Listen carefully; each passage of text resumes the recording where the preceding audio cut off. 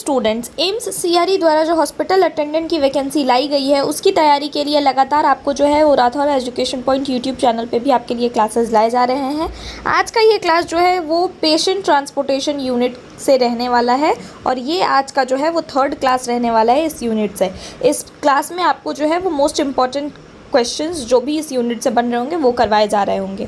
अगर आप भी चाहते हैं कि आप राठौर एजुकेशन पॉइंट के साथ अपनी तैयारी को और बेहतर तरीके से पूरी कर पाएँ हॉस्पिटल अटेंडेंट की वैकेंसी के लिए, तो आपके लिए हमारे द्वारा कर्मवीर बैच ऑलरेडी ला दिया गया है, जिसमें आपको लाइव क्लासेस के थ्रू कंप्लीट सिलेबस कवर कराया जा रहा होगा। आपको रिकॉर्डिंग क्लासेस, PDF नोट्स सब कुछ मिल रहा होगा और साथ ही साथ आपको टेस्ट सीरीज़ भी इस बैच के साथ मिल रहा होगा बिल्कुल फ्री। ठीक है, तो अगर आप भी इस बैच को ज्वाइन करना चाहते हैं तो जल्दी से जल्दी राठौर एजुकेशन पॉइंट ऐप को प्ले स्टोर से डाउनलोड करिए और हमारे कर्मवीर बैच को ज्वाइन करिए। 15 फुल लेंथ टेस्ट सीरीज़ जो कि बिल्कुल आपके एग्जाम पैटर्न पे बेस्ड रहने वाला है वो आपको इस बैच के साथ बिल्कुल फ्री मिलेगा। तो जल्दी से जल्दी हमारे इस बैच को ज्वाइन करिए। आज के इस क्लास को चलिए शुरू करते हैं। आज का पहला क्वेश्चन है, रोगी को ICU से कैथ लैब ले जाते समय सबसे पहले किसकी पुष्टि करनी चाहिए? ऑप्शन है रोगी की पहचान, उसके बाद है विजिटर्स नेम, या फिर वार्ड संख्या, या फिर अस्पताल का बिल। तो इसका सही आंसर क्या है? रोगी की पहचान जो है वो सबसे पहले करनी चाहिए। ऑप्शन नंबर ए इसका सही आंसर है। मैकेनिकल वेंटिलेशन पर रोगी के स्थानांतरण के समय सबसे अधिक आवश्यक उपकरण कौन सा है? अगर एक पेशेंट जो कि वेंटिलेशन पर है तो उसको ट्रांसपोर्ट करते वक्त तो कौन सा इक्विपमेंट सबसे ज़रूरी होता है? ऑप्शन क्या क्या है? स्टेथोस्कोप, ग्लूकोमीटर, पोर्टेबल वेंटिलेटर, या फिर नेब्यूलाइज़र। तो इसका सही आंसर क्या है? पोर्टेबल वेंटिलेटर जो होता है वो सबसे इंपॉर्टेंट होता है ताकि उसका वेंटिलेशन जो है वो रुके ना और उसको सांस लेने में कोई तकलीफ ना हो। यदि रोगी का GCS स्कोर अचानक कम हो जाए तो सबसे पहले क्या करना चाहिए?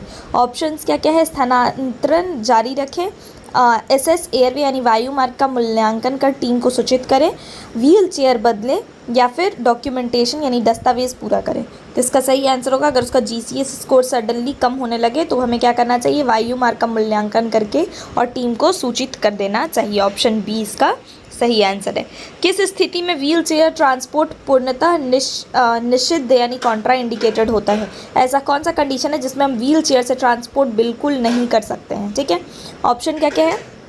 माइल्ड फीवर यानी हल्का बुखार, नियंत्रित उच्च रक्तचाप यानी कि स्टेबल हाइपरटेंशन, या फिर माइनर सर्जरी छोटी सर्जरी, या फिर अस्थिर स्पाइनल ट्रॉमा। तो किस स्थिति में हम लोग जो है वो व्हील चेयर से ट्रांसपोर्ट बिल्कुल नहीं कर सकते हैं? तो वो स्थिति है option D, unstable spinal trauma यानी कि अस्थिर स्पाइनल ट्रॉमा के केस में व्हील चेयर से ट्रांसपोर्ट बिल्कुल निषेध होता है। ट्रांसफ़र के दौरान पोर्टेबल सक्शन मशीन का मुख्य उद्देश्य क्या होता है? तो ट्रांसफ़र के दौरान अगर हम पोर्टेबल सक्शन मशीन रख रहे हैं तो उसका क्या उपयोग होता है? ऑप्शन है वायु मार्ग साफ रखना, रक्तचाप मापना, तापमान मापना, या फिर ECG रिकॉर्ड करना। तो इसका सही आंसर है वायु मार्ग साफ करना। ऑप्शन ए इसका सही आंसर है।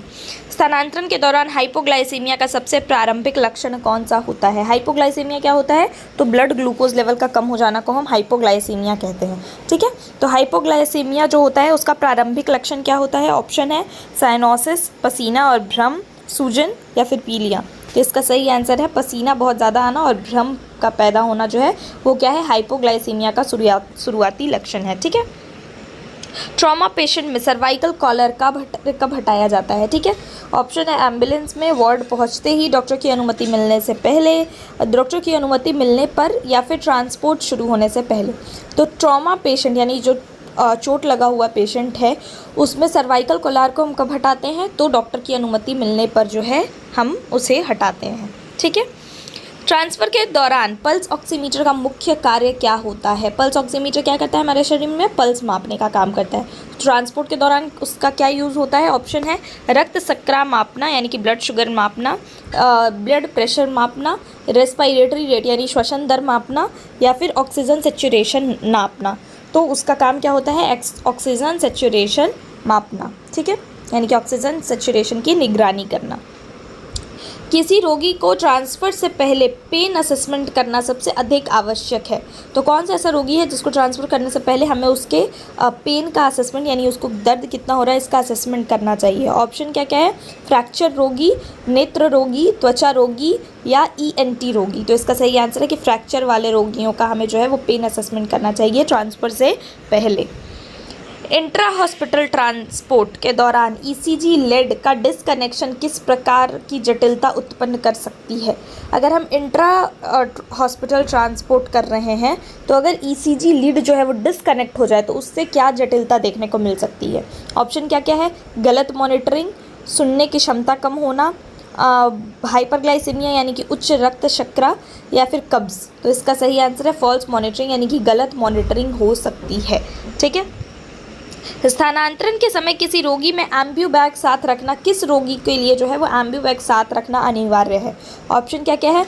अस्थिर सर्जिकल रोगी, या फिर वेंटिलेटर पर निर्भर रोगी, या फिर त्वचा रोगी, या फिर ऑर्थोपेडिक ओपीडी रोगी। तो इसका सही आंसर है वेंटिलेटर पर जो पेशेंट है, वेंटिलेटर पर निर्भर रोगी में एम्ब्यू बैग रखना ज़रूरी होता है, ताकि अगर उनका एयरवे में किसी तरह का कोई बाधा उत्पन्न हो, सांस लेने में कोई दिक्कत हो, तो हम उसे दूर कर सके और उनको क्या है ऑक्सीजन दे सके। एम्ब्यू बैग से हम क्या करते हैं? एम्ब्यू बैग से ऑक्सीजन देते हैं। ठीक है, तो एम्ब्यू बैग ज़रूरी होता है वेंटिलेटर डिपेंडेंट पेशेंट्स के लिए। रोगी स्थानांतरण के दौरान सबसे पहले किस जीव रक्षक पैरामीटर का मूल्यांकन किया जाता है? ऑप्शन क्या क्या है? ब्लड शुगर, टेम्परेचर, वायु मार्ग की खुली स्थिति, या वजन। तो इसका सही आंसर है वायु मार्ग की खुली स्थिति यानी कि एयरवे पेटेंसी का हम सबसे पहले जांच करते हैं। ठीक है। स्ट्रोक पेशेंट को स्थानांतरित करते समय सिर कितने डिग्री ऊंचा रखना सामान्यतः उचित है? तो ट्रांसपोर्ट, अगर एक स्ट्रोक पेशेंट को हम ट्रांसपोर्ट कर रहे हैं तो हेड यानी कि उसका जो सिर है उसको हम कितना एलिवेटेड रखते हैं? ऑप्शन है 0 डिग्री, 30 डिग्री, 60 डिग्री, या 90 डिग्री। तो इसका सही आंसर है 30 डिग्री। हम उसके हेड को 30 डिग्री एलिवेटेड रखते हैं। पोर्टेबल ऑक्सीजन सिलेंडर का सबसे महत्वपूर्ण भाग कौन सा होता है? तो जो पोर्टेबल ऑक्सीजन सिलेंडर होता है उसका महत्वपूर्ण भाग क्या होता है? ऑप्शन है फ्लो मीटर, हैंडल, पेंट, या स्टिकर। तो इसका सही आंसर है flow meter, option A. Transport से पहले कौन सा सिद्धांत right patient right place right time से संबंधित है? ठीक है। ऑप्शन क्या क्या है? पेशेंट सेफ्टी प्रोटोकॉल यानी कि रोगी सुरक्षा प्रोटोकॉल, पोषण प्रोटोकॉल, वेस्ट डिस्पोजल यानी कि अपशिष्ट निपटान, या फिर इन्फेक्शन सर्वे संक्रमण सर्वेक्षण। तो ट्रांसफ़र से पहले right patient right place right time से संबंधित कौन सा सिद्धांत है? इसका सही आंसर है पेशेंट सेफ्टी प्रोटोकॉल यानी कि रोगी सुरक्षा प्रोटोकॉल जो होता है वो संबंधित होता है। ठीक है। आईसीयू रोगी को स्थानांतरित करने से पहले इक्विपमेंट चेक में सबसे महत्वपूर्ण क्या है? तो जब हम आईसीयू रोगी को ट्रांसपोर्ट कर रहे हैं तो इक्विपमेंट चेक में सबसे इंपॉर्टेंट क्या होता है? ऑप्शन है oxygen cylinder pressure, bedsheet colour, patient dress यानी रोगी के कपड़े, या फिर विजिटर पास। तो इसका सही आंसर है ऑक्सीजन सिलेंडर का प्रेशर जो होता है वो सबसे इम्पॉर्टेंट होता है चेक करना। ठीक है। रोगी स्थानांतरण के दौरान पोर्टेबल वेंटिलेटर फेल हो जाए तो सबसे पहले क्या करना चाहिए? ऑप्शन है स्थानांतरण को जारी रखना चाहिए, एम्बी बैग से मैनुअल वेंटिलेशन देना चाहिए, पेशेंट को बिठा दे, या फिर ऑक्सीजन बंद कर दे। तो इसका सही आंसर है कि हमें मैनुअल वेंटिलेशन जो है वो शुरू कर देना चाहिए एम्बी बैग से। ठीक है। कार्डियक पेशेंट के स्थानांतरण के दौरान चेस्ट पेन शुरू हो जाए तो क्या करना चाहिए? ऑप्शन है लक्षणों को अनदेखा करना चाहिए, रोगी को चलाते रहें, स्थानांतरण रोककर तुरंत डॉक्टर को सूचित करें, या फिर ईसीजी लीड हटा दें। तो इसका सही आंसर क्या है? क्या करना चाहिए? ट्रांसपोर्ट को तुरंत रोक करके और डॉक्टर को तुरंत जो है वो रिपोर्ट करना चाहिए। ठीक है। ट्रांसपोर्ट के दौरान डिफिब्रिलेटर का उपयोग कब किया जाता है? डिफिब्रिलेटर का उपयोग ट्रांसपोर्ट के दौरान कब किया जाता है? ऑप्शन है हाइपोग्लाइसीमिया, उच्च रक्तचाप यानी हाइपरटेंशन, बुखार, या फिर कार्डियक अरेस्ट या शॉकेबल रिदम। तो हमें कब ये करना चाहिए? तो डिफिब्रिलेटर जो होता है वो शॉक देने के काम आता है ताकि पेशेंट का हार्ट जो है वो वापस से एक्टिव हो सके। तो इसकी ज़रूरत हमें कब पड़ती है? कार्डियक अरेस्ट के केस में या फिर शॉकेबल रिदम के केस में इसकी ज़रूरत पड़ती है। ऑप्शन डी इसका सही आंसर है। पॉलीट्रॉमा पेशेंट को स्थानांतरित करते समय कौन सा सिद्धांत अपनाया जाता है? एक पॉलीट्रॉमा यानी कि बहुत ज़्यादा चोट लग रखा है जिस पेशेंट को, उसके लिए हम कौन सा सिद्धांत अपनाते हैं? ऑप्शन है स्पाइनल एलिमेंट बनाए रखें, अलाइनमेंट बनाए रखें, या फिर चलने के लिए कहना, या फिर बैठी हुई स्थिति, या फिर सर्वाइकल कॉलर हटाना। तो सही आंसर है कि स्पाइनल अलाइनमेंट को बनाए रखना, ऑप्शन ए इसका सही आंसर है। ट्रांसपोर्ट के दौरान कैप्नोग्राफी मुख्यतः किसकी निगरानी के लिए उपयोग की जाती है? तो कैप्नोग्राफी किसके लिए यूज़ करते हैं? ऑप्शन है रक्तचाप, एंड टाइडल CO2, या फिर रक्त शर्करा, या फिर यूरिन आउटपुट के लिए। तो ट्रांसपोर्ट के दौरान कैप्नोग्राफी जो है वो हम किसके निगरानी के लिए यूज़ करते हैं? वो हम यूज़ करते हैं एंड टाइडल CO2 के निगरानी के लिए, यानी कि ऑप्शन बी इसका सही आंसर है। स्थानांतरण के समय किस रोगी को सक्शन एपरेटस अनिवार्य रूप से साथ रखना चाहिए? हमें किस रोगी के लिए जो है वो सक्शन एपरेटस हमेशा साथ रखना चाहिए?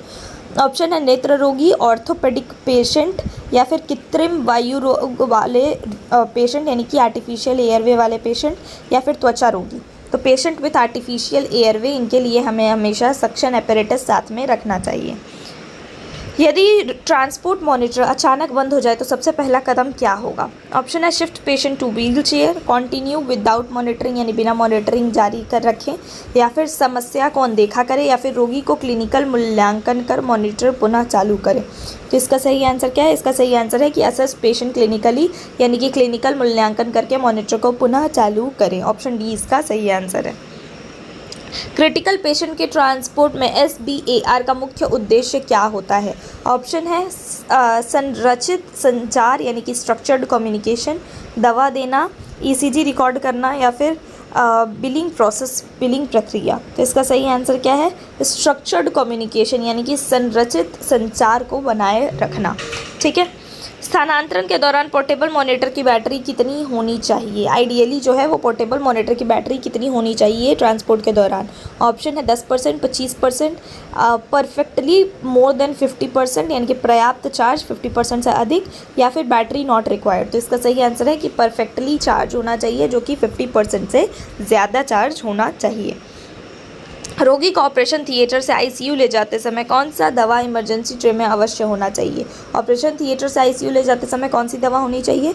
ऑप्शन है इमरजेंसी रिससिटेशन ड्रग यानी कि आपातकालीन पुनर्जीवन दवाएं, या फिर मल्टीविटामिन, या फिर एंटासिड, या फिर कैल्शियम टैबलेट। तो इसका सही आंसर है कि इमरजेंसी रिससिटेशन ड्रग्स जो होते हैं वो इमरजेंसी ट्रे में होने ही चाहिए जब हम पेशेंट को OT से ICU में ट्रांसफ़र कर रहे हैं। OT से ICU में कब ट्रांसफ़र करते हैं? ऑपरेशन होने के बाद। ठीक है। रोगी संस्थानांतरण के दौरान अचानक ब्रैडीकार्डिया होने पर सबसे पहले क्या करना चाहिए? ब्रैडीकार्डिया का मतलब क्या होता है? ब्रैडीकार्डिया का मतलब होता है कि हार्ट बीट का अचानक कम हो जाना। तो उस समय पे हमें सबसे पहले क्या करना चाहिए? दस्तावेज़ पूरे करें, रोगी को मूल्यांकन कर मेडिकल टीम को सूचित करें, ऑक्सीजन हटा दें, ECG मॉनिटरिंग बंद कर दें। तो इसका सही आंसर है कि रोगी का मूल्यांकन कर मेडिकल टीम को तुरंत ही सूचित करें। Option B. किस स्थिति में ट्रांसपोर्ट टीम को अतिरिक्त सदस्य की आवश्यकता होती है? तो ट्रांसपोर्ट टीम को ज़्यादा लोगों की ज़रूरत कब पड़ती है? ऑप्शन है स्टेबल यानी स्थिर रोगी में, चलने वाले रोगी में, माइनर ड्रेसिंग केस में, या critically ill patient with multiple devices. तो कई उपकरणों वाले गंभीर पेशेंट में जो है वो ट्रांसपोर्ट टीम को ज़्यादा लोगों की आवश्यकता होती है। ऑप्शन डी इसका सही आंसर है। रोगी स्थानांतरण के दौरान सबसे महत्वपूर्ण इन्फेक्शन कंट्रोल मेजर क्या है? तो ट्रांसपोर्ट करते वक्त इन्फेक्शन कंट्रोल के लिए हम क्या करते हैं? ऑप्शन है हाथों की स्वच्छता, तेज़ चलना, कम बात करना, या आंखें बंद करना। तो इसका सही आंसर है कि हाथों की स्वच्छता यानी हैंड हाइजीन को मेंटेन करना। ठीक है। यदि रोगी का ऑक्सीजन सिलेंडर खाली हो जाए तो सबसे पहले क्या करना चाहिए? अगर ट्रांसपोर्ट करते वक्त रोगी का ऑक्सीजन सिलेंडर खाली हो जाए तो सबसे पहले क्या करना चाहिए? ऑप्शन है स्थानांतरण जारी रखना चाहिए, तुरंत भरा हुआ ऑक्सीजन सिलेंडर लगाना चाहिए, या फिर ऑक्सीजन मास्क हटा देना चाहिए, या फिर व्हील चेयर पर बैठा देना चाहिए। तो इसका सही आंसर है कि तुरंत ही फुल जो भरा हुआ ऑक्सीजन सिलेंडर है उसको लगा देना चाहिए वापस से रिप्लेस करके। ठीक है। नेक्स्ट है ट्रांसपोर्ट रिस्क असेसमेंट का मुख्य उद्देश्य क्या है? तो ट्रांसपोर्ट में जो रिस्क है उसका असेसमेंट करने का मुख्य उद्देश्य क्या होता है? ऑप्शन है स्थानांतरण से पहले संभावित जटिलताओं का आंकलन करना, उसके अलावा विजिटर्स की संख्या गिनना, या फिर बेड एलोकेशन यानी कि बेड आवंटन करवाना, या फिर बिल तैयार करना। तो ट्रांसपोर्ट रिस्क असेसमेंट में हम क्या करते हैं?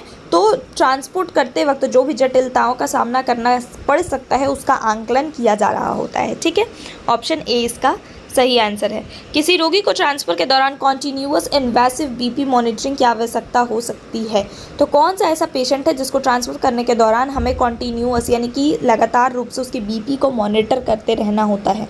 ऑप्शन है स्टेबल वार्ड पेशेंट यानी कि स्थिर वार्ड का रोगी, या फिर क्रिटिकली इल हेमोडाइनमिकली अनस्टेबल पेशेंट यानी कि हेमोडाइनमिकली रूप से अस्थिर गंभीर रोगी, या फिर नेत्र रोगी, या फिर ईएनटी पेशेंट। तो इसका सही आंसर है कि क्रिटिकली इल हेमोडाइनमिकली अनस्टेबल पेशेंट यानी कि हेमोडाइनमिक रूप से जो अस्थिर गंभीर रोगी हैं उनमें जो होता है वो कॉन्टीन्यूअस रूप से बीपी मॉनिटरिंग करते रहना चाहिए ट्रांसपोर्ट के दौरान।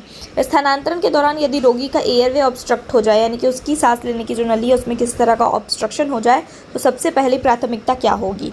ऑप्शन है स्थानांतरण को जारी रखना, दस्तावेजीकरण, या फिर तुरंत वायुमार्ग प्रबंधन, या फिर गंतव्य तक प्रतीक्षा करें यानी कि जहाँ पहुँचना है वहाँ पहुँचने तक वेट करें। तो इसका सही आंसर है कि एयरवे मैनेजमेंट यानी कि वायुमार्ग प्रबंधन का तुरंत ही व्यवस्था करना सबसे पहला प्राथमिकता होगी। आईसीयू ट्रांसफ़र चेकलिस्ट में सबसे महत्वपूर्ण अंतिम चरण क्या है? तो आईसीयू में ट्रांसफ़र करते वक्त चेकलिस्ट में सबसे महत्वपूर्ण लास्ट क्या होता है? ऑप्शन है बिल की जांच, विजिटर सिग्नेचर, या फिर वार्ड की सफाई, या फिर hand over to receiving team को पूर्ण हैंड ओवर देना। तो इसका सही आंसर क्या है? इसका सही आंसर है कि लास्ट स्टेप होता है hand over to the receiving team यानी रिसीविंग टीम को पूरी तरह से हैंड ओवर सौंपना। ट्रांसपोर्ट के दौरान सबसे पहला कौन सा अलार्म कभी इग्नोर नहीं करना चाहिए? ट्रांसपोर्ट के दौरान ऐसा कौन सा अलार्म है जिसको कभी इग्नोर नहीं करना चाहिए? ऑप्शन है फिजियोलॉजिकल मॉनिटर अलार्म, या फिर मोबाइल नोटिफिकेशन, या फिर लिफ्ट अलार्म, या फिर विजिटर बेल। इसका सही आंसर है फिजियोलॉजिकल मॉनिटर का अलार्म जो है उसको कभी भी इग्नोर नहीं करना चाहिए। ऑप्शन ए इसका सही आंसर है। स्थानांतरण के दौरान ईटी ट्यूब डिस्प्लेसमेंट का सबसे प्रारंभिक संकेत क्या हो सकता है? ऑप्शन है सामान्य एसपीओ2 का अचानक कम होना, ब्लड शुगर यानी कि उच्च रक्त शर्करा, या फिर इंक्रीज्ड यूरिन आउटपुट यानी कि यूरिन आउटपुट का बढ़ जाना। तो इसका सही आंसर है कि SpO2 का अचानक कम हो जाना ईटी ट्यूब का डिस्प्लेसमेंट को दिखाता है। ठीक है। क्रिटिकल केयर ट्रांसपोर्ट में ABCDE अप्रोच का पहला चरण क्या होता है? ठीक है, क्रिटिकल केयर पेशेंट जो है उनको ट्रांसपोर्ट करते वक्त ABCDE अप्रोच का पहला चरण क्या है? ऑप्शन है ब्रीदिंग, सर्कुलेशन, एयरवे, या डिसेबिलिटी। तो इसका सही आंसर क्या है? इसका सही आंसर है ऑप्शन नंबर सी, एयरवे। ठीक है। नेक्स्ट है स्थानांतरण के समय मरीज़ के सभी ट्यूब्स एवं लाइंस का मुख्य उद्देश्य क्या है? ऑप्शन है दिखावट सुधारने के लिए, लागत कम करने के लिए, दस्तावेज़ कम करने के लिए, या फिर आकस्मिक निकलने से बचाने के लिए यानी कि एक्सीडेंटल डिसलॉजमेंट से बचाने के लिए यानी कि जो पाइप है उसको अचानक निकलने से बचाने के लिए। तो इसका सही आंसर है कि ट्यूब्स और लाइंस का मुख्य उद्देश्य होता है कि किसी भी तरह का जो पाइप है वो अचानक निकल ना जाए। ऑप्शन डी इसका सही आंसर है। किसी रोगी में ट्रांसफ़र से पहले ब्लड प्रोडक्ट साथ ले जाने की आवश्यकता हो सकती है। तो कौन सा ऐसा रोगी है जिसको ट्रांसफ़र करने से पहले ब्लड प्रोडक्ट से साथ ले जाने की आवश्यकता हो सकती है? ऑप्शन है मैसिव हेमोरेज पेशेंट यानी कि अत्यधिक रक्तस्राव वाले रोगी, या फिर सामान्य बुखार वाला रोगी, या फिर नेत्र रोगी, या फिर दंत रोगी। तो इसका सही आंसर है मैसिव हेमोरेज पेशेंट यानी कि अत्यधिक रक्तस्राव वाले रोगी में ट्रांसपोर्ट से पहले ब्लड प्रोडक्ट्स ले जाने की आवश्यकता हो सकती है। सुरक्षित रोगी स्थानांतरण का अंतिम लक्ष्य क्या होता है? अल्टीमेट गोल क्या होता है पेशेंट को सेफली ट्रांसपोर्ट करने का? ऑप्शन है सबसे तेज़ स्थानांतरण, सबसे कम लागत में स्थानांतरण, रोगी की स्थिति बिगड़े बिना सुरक्षित स्थानांतरण, या फिर शीघ्र डिस्चार्ज। तो इसका सही आंसर है रोगी की स्थिति बिगड़े बिना ट्रांसफ़र करना ही सबसे अल्टीमेट गोल होता है ट्रांसपोर्टेशन का। ठीक है, ये हमारा आज का लास्ट क्वेश्चन था। आज का ये क्लास जो है वो यहीं ख़त्म होता है। अगर आपको ये वीडियोस अच्छी लग रही हो और इससे आपकी हेल्प हो रही हो तो वीडियो को लाइक करना और चैनल को सब्सक्राइब करना बिल्कुल भी ना भूलें। जल्दी से जल्दी राठौर एजुकेशन पॉइंट ऐप को प्ले स्टोर से डाउनलोड करके हमारे कर्मवीर बैच को ज्वाइन करके अपनी तैयारी को पूरी करें। Thank you so much.